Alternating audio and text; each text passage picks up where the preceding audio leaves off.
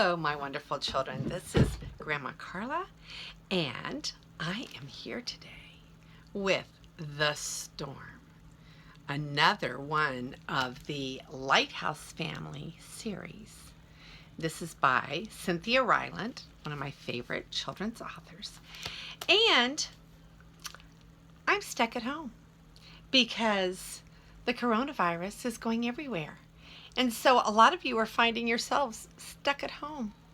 So we're going to read about the storm. I wonder if the storm had the Lighthouse family stuck at home, or maybe they're out in the storm. Let's find out.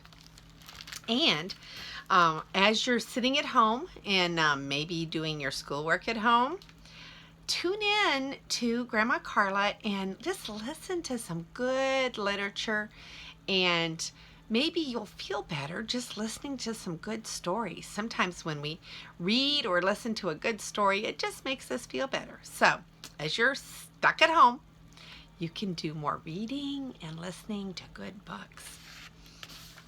Chapter 1, Pandora. Here's the picture of Pandora. Remember, Pandora is a cat.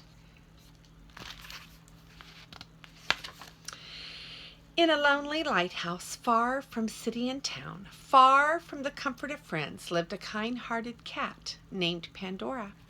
She had been living at this lighthouse all alone for 4 long years, and it was beginning to wear. She found herself sighing long, deep, lonely sighs. She sat on the rocks overlooking the waves far too long. Sometimes her nose got a sunburn. And at night, when she tried to read by the lantern light, her mind wandered, and she would think of hours on her childhood when she had friends and company. We all need friends and company, don't we? Why did Pandora accept this lonely lighthouse life? Because a lighthouse had once saved her. When Pandora was but a kitten, she and her father had gone sailing aboard a grand schooner bound for a new country. Pandora's mother had stayed behind with the baby to join them later. And while they were at sea, Pandora and her father were shaken from their beds one night by an awful twisting of the ship's great bow. "Stay here, Pandora," her father had commanded. "Stay here and wait until I come for you." They were in a terrible storm. The wind was howling. The waves crashed hard upon them. Worse, a deep fog had spread itself all over the water, and it is the fog that will bring a ship to its end. Fog that will blind a sailor's eyes until his ship has hit the jagged shore and torn itself to pieces. Pandora's father knew this as he strained with the others to keep the ship's sails aloft, and his daughter trembled in her bed. He knew what somber danger they were in. But Pandora's father was a brave cat, and he would not give up hope. He would hold tight to a rigging with the others until help, in whatever form, might come to them. In time, the winds began to settle, and the waves grew smaller, but the dense fog refused to lift. The ship's captain was clearly worried, for he knew these waters they sailed in. He knew the long history of ships gone down.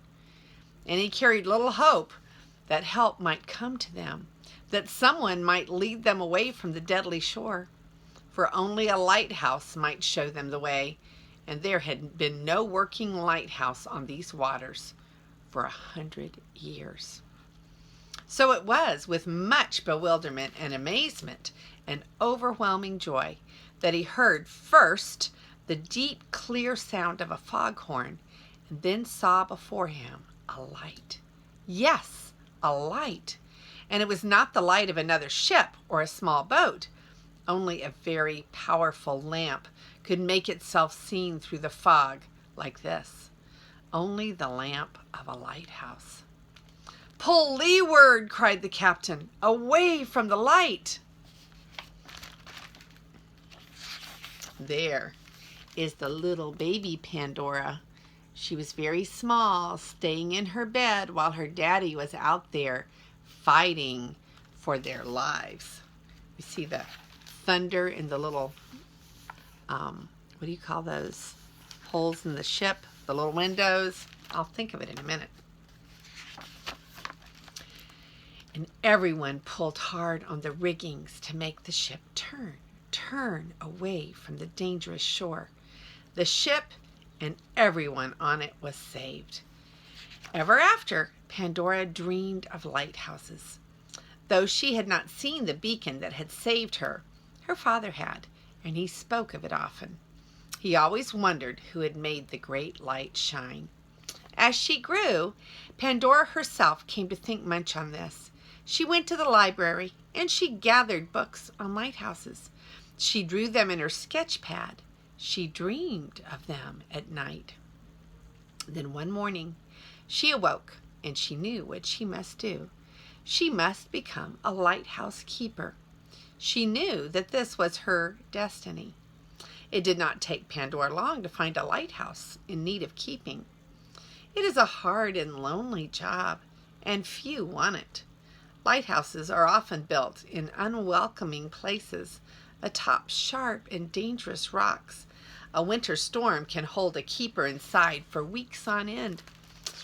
And when she finally emerges, there is no one to talk to. They are all someplace else, living in little towns and big cities. They are not interested in desolation. But Pandora was not afraid of this life, for her heart was so good and clear that fear could not creep inside it. The ships on those unpredictable waters carried fathers and mothers and children, and they needed guiding, and she knew she could do it.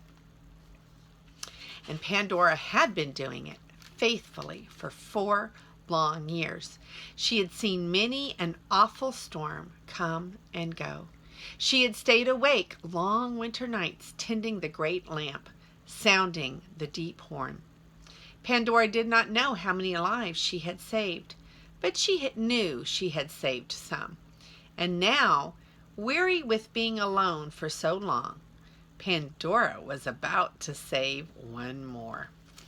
So here, let me make sure I've shown you all of the pictures so far.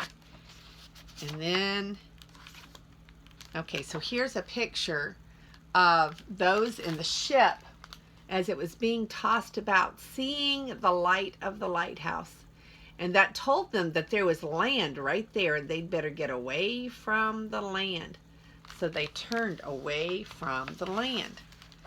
And then here is a picture of Pandora just looking off into the sunset and thinking about her lonely life.